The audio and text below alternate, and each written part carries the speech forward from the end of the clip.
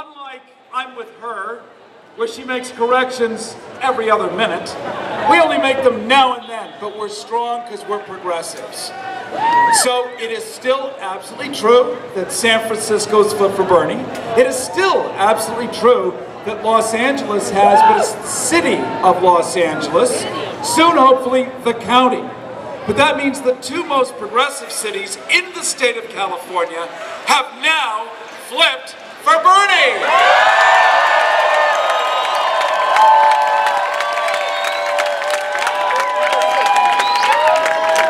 Now I want to introduce to you one of my favorite humans, because the definition of a hero is somebody who puts himself out of the gun sights and is willing to, well, maybe feel a little pain. Maybe he's been evicted from the United States by the formal mainstream media because he irritated some of the networks with what we call truth. Truth would be 2 + 2 = 4.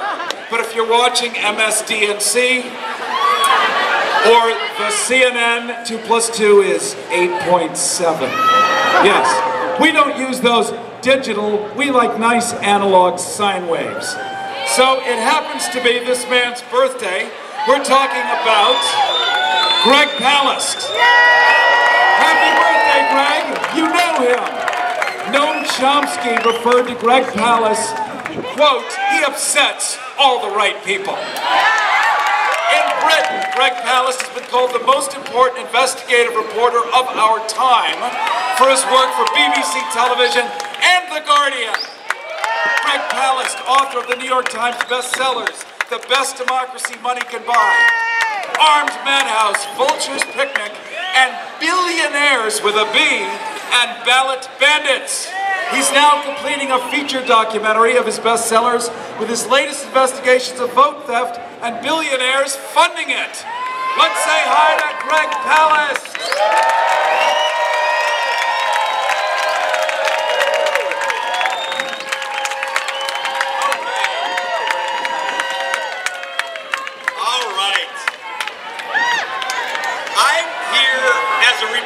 I'm not here for Sanders, I'm just here reporting.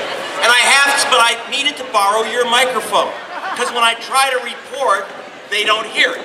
So, I used to be a regular on, I just saw up here, headline news. And I can tell you this, I didn't get any head, I didn't go for the corporate line, and there was no news. So, I had to go into exile, reporting from Britain for BBC and The Guardian. Thank you, Rolling Stone, for bringing me back home. But right now, I need you to report the news to CNN, okay? Because they kind of missed it. See, because the night of the California primary, CNN announced, with MSDNC and all the rest of the gang, CBS, which is not an eye, it's just a pimple on the rectum of Viacom. And CBS is since they missed the news, we're going to tell them. They said they reported 100% of precincts reporting Hillary Clinton has won by 400,000 votes. Now I'm going to ask you to say this number out loud because I want them to hear it. 1,959,000. 900. That's the amount of ballots that were not yet counted when they said 100% of precincts had reported and Hillary had won. Now it is kissing distance. It is kissing distance, that number, from 2 million, right?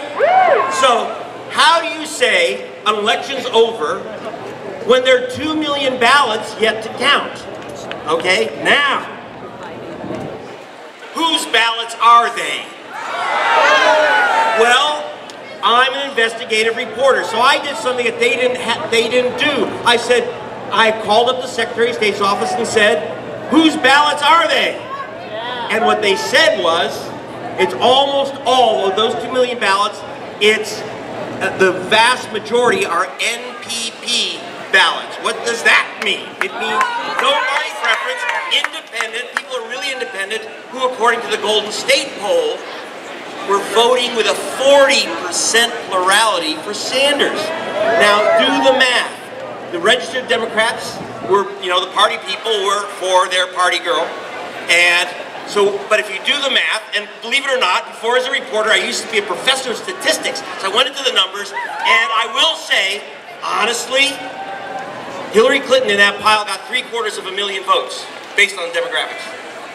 Bernie Sanders got at least 1.25 million votes, 1.25. That means, unless you have been victimized by the No Child's Behind Los Angeles City schools, you would know that that means that Bernie Sanders has won the state of California. That's the news, not the good news, because to me, it's just the news, it's a fact. But here's the bad news. That's the news that Sanders won California. The bad news is that they ain't gonna tell you that. The good news is that if you count every ballot, Sanders would win by roughly 100,000. But the bad news is they ain't gonna count all the ballots. The nasty little secret of America's democracy, and you see Bernie getting his head beat in by cops in Chicago, right? The nasty little secret of American democracy is that we don't count all the votes. Now what's happened this time, for those who don't know me, when I was first reporting for the BBC and The Guardian in London, I discovered back in 2000 that a woman named Catherine Harris, who was the Secretary of State of Florida, had removed, just before the election, had removed 58,000 black men from the voter rolls, calling them criminals. Their only crime, by the way, was voting while black, but that is a crime. And George Bush supposedly won by 537 votes, not counting 58,000 black people.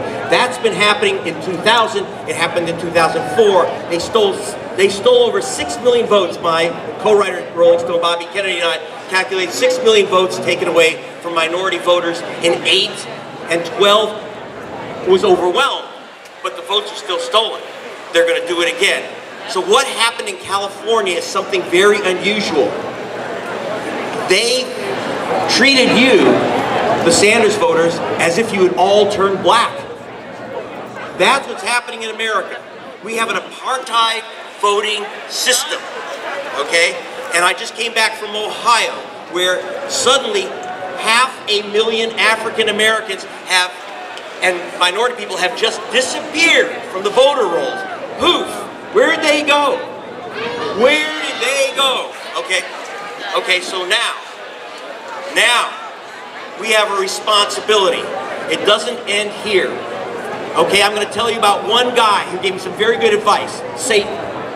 Okay, or as you would know him, the Reverend Pat Robertson. Okay, I was investigating him and I snuck in with a hidden tape recorder and talked to him, and I said, Pat, you ran for president. This was back in '88. You ran for president. You said God told you to run for president. And he said, and I said, with a campaign manager like that, how can you lose the election? And he said, God didn't tell me. The Lord didn't tell me to win. He told me to run.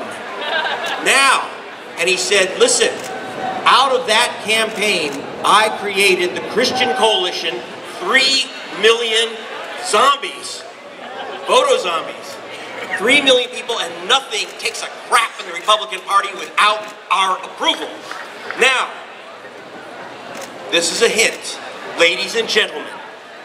Are you going to take this political moment and just have it on your iPhone for your grandchildren, or are you going to take this political moment and turn it into a permanent movement? What is